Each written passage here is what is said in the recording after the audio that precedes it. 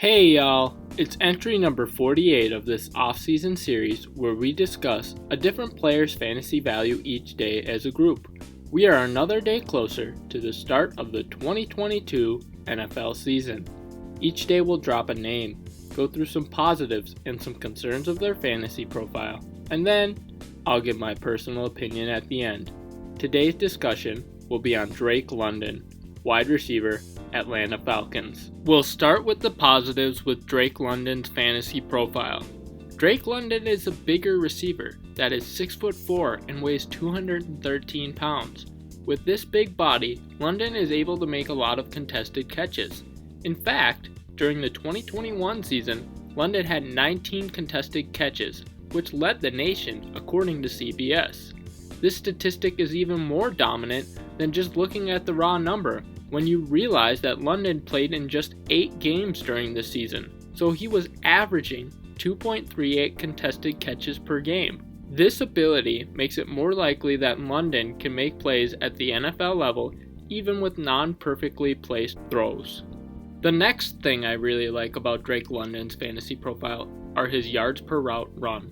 According to CBS Sports, Drake London averaged 3.52 yards per route run in 2021, which was the 5th best in the nation. Being this efficient will make it more likely that the team makes a point to feature him frequently in the passing game. The last thing I really like about Drake London's fantasy profile is that he's potentially a top 2 target on his team. Kyle Pitts is likely to be the number 1 target again for the Atlanta Falcons in 2022 after his dominant rookie season. But with Calvin Ridley suspended for the year, the number 2 option in the passing game is up for grabs. Drake London will have the inside track for this role, being the team's first-round pick, and it seems unlikely that one of Bryan Edwards, Olamide Zaccheaus, Damiere Byrd, Auden Tate, Carterell Hodge, or Geronimo Allison jump him to become one of the top 2 receiving options on the team. Being a top target on this team makes it more likely that London can contribute right away in the NFL. Moving on to some of the concerns with Drake London's fantasy profile. Rookie wide receiver.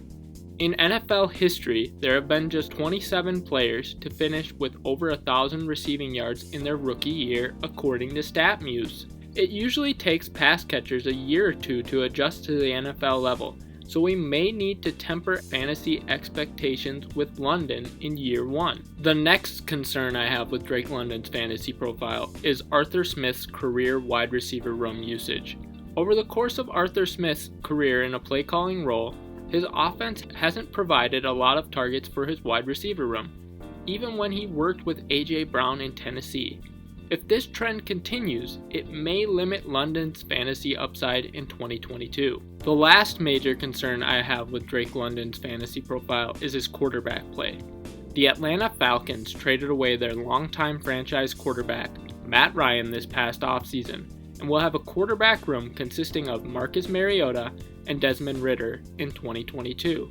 While we haven't seen Ridder play at the NFL level yet, we have seen Marcus Mariota play in the past, with Mariota putting up career averages of 15.2 completions on 24.3 passing attempts for 181.6 passing yards and 1.04 passing touchdowns per game, and never topping 235 passing yards per game in any season of his career according to Pro Football Reference. Having a subpar quarterback in 2022 could make it a little more difficult for the Falcons pass catchers to live up to fantasy expectations. Some additional thoughts on Drake London.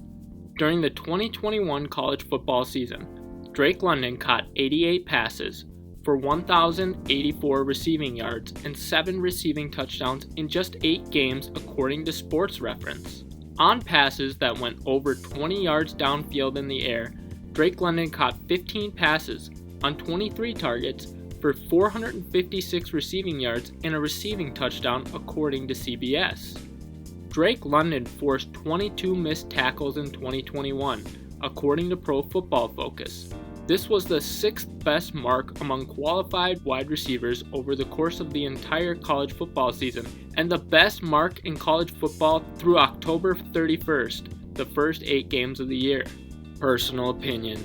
In July 2022, Drake London was going off the board as WR37, about pick 91 overall on ESPN, and WR41, about pick 121 overall on Yahoo. I think he's a great target at this current price, given the talent and the lack of competition for targets outside of Kyle Pitts, since you are generally drafting him as a WR4. The big question will be whether or not his ADP rises when preseason swings around, as rookies tend to get a bit more of an ADP push once more people see them play. But as of right now, he's a very solid player to invest in at his current cost. For each of these entries, we will highlight a charitable cause or organization. I couldn't find a charity or organization that Drake London officially supports, so for today's link, we will include a link to his teammate Marcus Mariota's My Cause My Cleats in 2021, which was for the Shane Victorino Foundation, which supports youth education.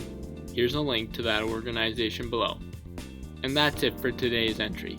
If you enjoyed this entry, be sure to like and subscribe.